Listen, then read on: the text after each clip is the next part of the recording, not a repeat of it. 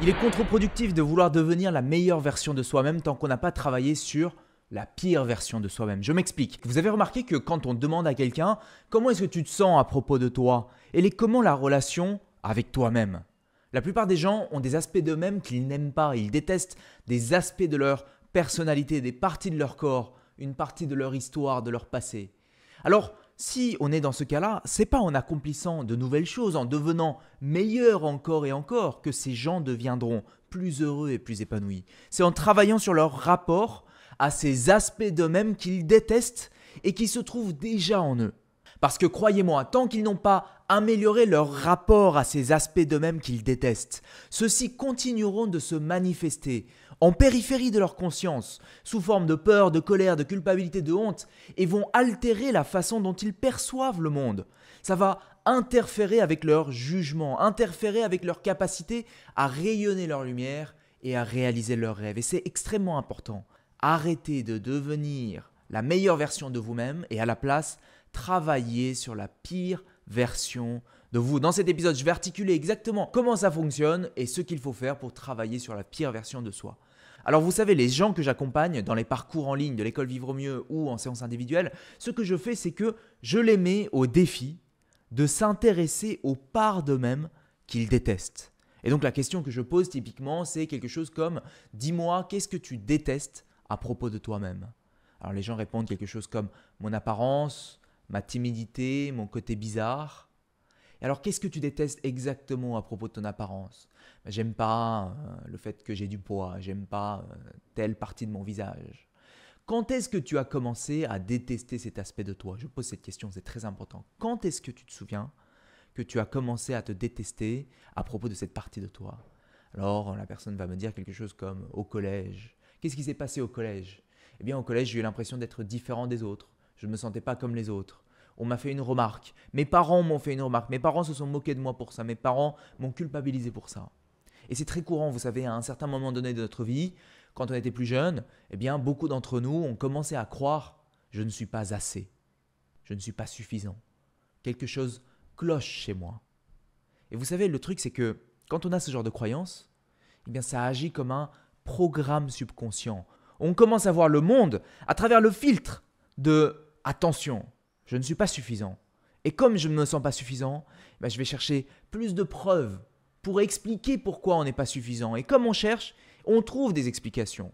C'est parce que j'ai tel ou tel désordre psychologique. C'est parce que j'ai telle couleur de peau. C'est parce que mon corps est fait comme ça, c'est ma génétique. Ou c'est parce que c'est le gouvernement. C'est parce que c'est le lieu où je suis né. Et plus on a des preuves, plus ça devient une réalité, plus ça renforce ma réalité subconsciente. Et alors on continue de percevoir le monde à travers le filtre de cette réalité. On se montre sous son meilleur jour, mais au fond, on a peur d'être démasqué, on se sent menacé, je vais encore une fois être rejeté, je ne vais pas être à la hauteur. Et ça devient quelque part une part de son identité. Et cette insécurité devient une part de son identité. On cherche à compenser. Il faut que j'en fasse plus que les autres. Il faut que je contrôle la situation pour éviter que ça dérape. Et ça crée à l'intérieur du chaos, ça génère des sentiments désagréables comme la honte, la culpabilité, la peur, la colère. Et je vais donner un exemple pour illustrer. Imaginez une fille qui a été jugée parce qu'elle était très proche des hommes. Elle a eu plusieurs expériences avec des hommes et ses parents l'ont jugée de salope. Ses parents lui ont dit « tu es une salope ». L'expérience qu'elle a vécue est très forte pour elle, elle ressent la honte, elle ressent la culpabilité d'avoir été une salope, elle rejette cet aspect d'elle qui est une salope et alors elle se déteste encore plus puisqu'elle porte en elle maintenant l'objet de son rejet, elle déteste cet aspect d'elle et elle se déteste elle-même. Vous savez, ce qui est important, je crois, c'est de réaliser, et je vais raconter une histoire pour illustrer ça, c'est l'histoire du cheval. C'est un cheval qu'on emmène chez le concessionnaire automobile. Et donc le propriétaire du cheval essaie de vendre le cheval chez le concessionnaire automobile. Et le concessionnaire automobile dit « Non, non, moi je ne veux pas de ce cheval, il ne va pas assez vite. Moi ce que je veux, c'est des choses qui vont à 200 km/h. » Le cheval ne se sent pas accepté, ne se sent pas considéré, il se sent rejeté. Ensuite, on emmène ce cheval chez un dresseur de chevaux et le dresseur de cheval apprécie la couleur de ce cheval, apprécie la beauté de ce cheval et donc achète ce cheval. Le cheval se sent à nouveau apprécié. Beaucoup d'entre nous, nous avons grandi dans des environnements où pour une raison X ou Y, nous n'avons pas été aimés, nous avons été rejetés, nous avons été reniés pour un aspect de nous. Et donc cette fille qu'on a traitée de salope, eh bien, se rejette elle-même parce que sa proximité avec les hommes n'a pas été perçue de façon positive. Elle a été jugée. La plupart du temps, on a vécu quelque chose comme ça dans notre environnement où un aspect de nous a été rejeté. On ne s'est pas senti accueilli et alors on a rejeté cet aspect de nous, on a refoulé cet aspect de nous dans notre ombre. On l'a refoulé dans notre ombre. Une personne a refoulé dans son ombre des aspects d'elle qu'elle déteste. Et alors, si je dis à cette fille, tu es géniale, tu es aussi bien que les autres, tu es parfaite comme tu es, savez-vous ce qui se passe? Dans son subconscient se trouve cette certitude qu'elle est une salope. Et donc, elle résiste à cette affirmation. Son esprit entre en résistance parce qu'il y a cette dissonance entre ce qu'elle sait être au fond et qui se trouve dans son ombre et cette phrase que j'affirme, tu es génial, tu es aussi bien que les autres, tu es parfaite comme tu es. Il y a cette dissonance qui se crée. Et alors Carl Jung a introduit cette notion d'ombre, qui est un psychanalyste, et qui dit « Tant que vous n'aurez pas rendu l'inconscient conscient, celui-ci dirigera votre vie et vous appellerez cela le destin. » Ça signifie que tant qu'un individu n'illumine pas ce qui se trouve dans sa part d'ombre, cette part d'ombre continuera d'influencer sa vie pour le meilleur et surtout pour le pire. Alors qu'est-ce qu'il faut faire? Il faut illuminer sa part d'ombre. Il faut aller voir ce qui se trouve dans l'ombre, identifier ces aspects de soi qu'on a rejetés un jour dans sa vie et qui continuent d'exister dans son ombre à l'insu de sa conscience. Et c'est ça la chose numéro 1 que les gens ont du mal à comprendre à propos du développement personnel. C'est que vous pouvez essayer de devenir la meilleure version de vous, encore et encore. Mais ce qui se trouve dans notre ombre continuera de se manifester dans notre vie. Il faut ramener ces aspects à la lumière. Prenons un exemple pour illustrer ça. Une femme se rejette parce qu'elle n'aime pas la forme de ses jambes. Elle déteste la forme de ses jambes. Elle se dit donc « Tu ne peux pas être aimé, regarde la forme de tes jambes. Personne ne va t'aimer avec la forme de jambes que tu as. » Elle pourrait très bien faire du sport et changer son apparence physique. Elle peut aussi apprendre à intégrer son ombre, c'est-à-dire à accueillir le rejet qu'elle a de la forme de ses jambes. Vous prenez 2 personnes qui sont silencieuses. La première se déteste parce qu'elle déteste son caractère silencieux. Elle n'aime pas être silencieuse. Alors, elle ressent la honte, la culpabilité. Et alors, ce qu'elle obtient dans sa vie correspond à son état émotionnel, c'est-à-dire que ce qu'elle obtient dans sa vie, dans ses relations, dans les circonstances qui se manifestent à elle, correspondent à cet état émotionnel de la honte et de la culpabilité. L'autre personne, qui elle-même est silencieuse, a accepté son caractère silencieux. Elle a complètement intégré son tempérament silencieux, ça fait partie d'elle. Alors, il n'y a plus de honte et de colère et de culpabilité. Elle a accepté, il existe une forme de neutralité, peut-être même une forme de fierté, une forme de joie et de paix et d'amour par rapport à son caractère silencieux. Et alors, ce qu'elle obtient dans sa vie correspond à cette énergie, ce qui vient à elle correspond à cette énergie de la paix, de la joie et de la fierté. Intégrer son ombre, c'est ça qu'il faut faire. Intégrer son ombre, ça consiste à accepter les parts de soi qu'on rejette. Imaginez qu'on vous dise « Je déteste ta couleur de peau verte ». Eh bien, ça ne fait rien pour vous puisque vous n'avez pas la couleur de peau verte. De la même manière, imaginez qu'on vous dit « Je déteste quelque chose que vous-même vous détestez, que vous rejetez vous-même en vous ». Eh bien, ça va susciter de la colère, de la honte, de la culpabilité, de la tristesse, de la frustration. Parce que vous-même, vous n'avez pas accepté cela. Et je sais que je n'ai pas besoin de vous dire tout ça parce que vous travaillez déjà beaucoup sur vous, vous avez déjà connaissance de ces aspects-là. Vous n'avez pas besoin de moi pour vous rappeler ça. Mais peut-être, si j'ai une suggestion pour vous, c'est peut-être de prendre conscience que si vous êtes dans une quête de développement personnel, si vous êtes dans l'accomplissement, dans la réalisation de soi, si vous cherchez à devenir le meilleur de vous-même, peut-être qu'une part du travail ne consiste pas à trouver ce qui est cassé pour le réparer, parce que c'est pas ça qu'on est en train de faire. On n'est pas en train de chercher ce qui est cassé pour le réparer. Il s'agit de réaliser qu'au départ, ce n'était pas cassé.